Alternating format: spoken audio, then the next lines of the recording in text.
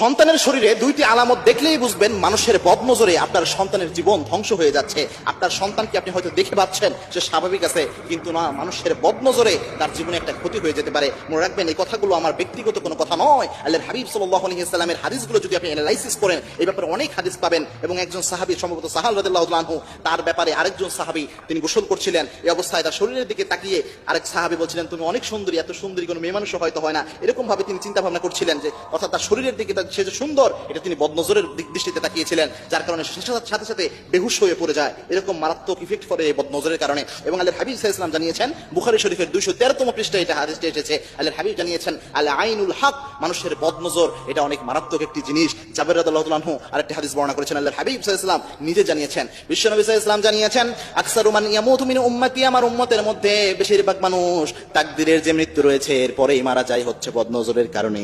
অর্থাৎ তাকদীরের মৃত্যু যে স্বাভাবিক মৃত্যু, এরপরে যদি কোনো মানুষ বেশি মারা যেত আমার উম্মতের যদি যেয়ে থাকে, সেটা হচ্ছে বদনজরের প্রভাবের কারণে মানুষ বেশি মৃত্যুবরণ করে। এটা একটা মারাত্মক জিনিস। সন্তানদের ক্ষেত্রে অনেকেই এই বদনজরটা দিয়ে থাকে। সুতরাং সন্তানদের মধ্যে যদি তিনটি আলামত দেখেন, নাম্বার 1 যে আলামত, সেটা হচ্ছে হঠাৎ করে আপনি যদি আপনার সন্তানকে দেখেন যে আপনার সন্তান শুকিয়ে যাচ্ছে, অর্থাৎ এরকম অবস্থা হয়ে যাচ্ছে যে সে খাচ্ছে ঠিকই কিন্তু তার স্বাস্থ্য হচ্ছে না, সে মোটামুটি মোটা স্বাস্থ্যওয়ালা ছিল, মোটামুটি ভালো স্বাস্থ্য ছিল, হঠাৎ করে সে রোগাক্রান্তের মতো শুকিয়ে যাচ্ছে, এরকম অবস্থা যদি দেখেন, তাহলে আপনি বুঝবেন যে আপনার সন্তানের উপর মানুষের বদনজর পড়েছে। 2 নাম্বার হচ্ছে, যদি কোনো কারণ ছাড়াই এমনিতেই কান্না করে উঠে বিভিন্ন সময়, কোনো কারণ নাই, শরীরে কোনো সমস্যা নাই, কোনো প্রবলেম নাই, কিন্তু এমনিই কান্না করে উঠতেছে, এরকম যদি বুঝতে পারেন, তাহলে বুঝতে পারবেন যে এটা একটা বদনজরের প্রভাব হতে পারে। এরকম যদি আরেকটা প্রবলেম হয়, সেটা হচ্ছে ঘন ঘন অসুস্থ হওয়া, এটাও একটা কারণ। এটাও যদি হয়ে থাকে, তাহলে বুঝতে পারবেন যে আপনার সন্তানের উপর কোনো না কোনো মানুষের বদনজর রয়েছে। এরকম বদনজর যদি সন্তানের উপর পড়ে যায়, তাহলে আপনি কি আমল করবেন?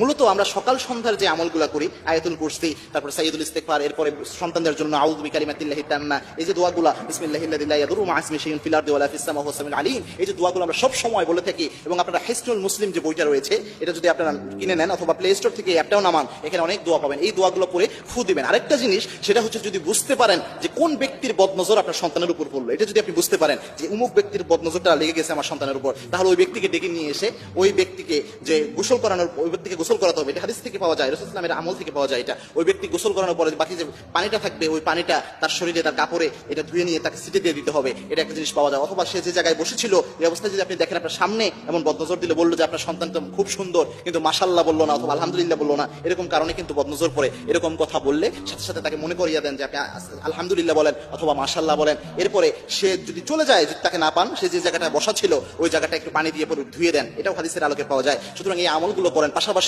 সকাল সন্ধ্যার যে আমলগুলো রয়েছে, এগুলো একদিনও ছাড়িয়েন না। সকাল সন্ধ্যা যদি দোয়াগুলো করে সন্তানকে ফু দিতে পারেন, তাহলে মানুষের বদনজর আপনার সন্তানের কোনো ক্ষতি করতে পারবে না ইনশাআল্লাহ।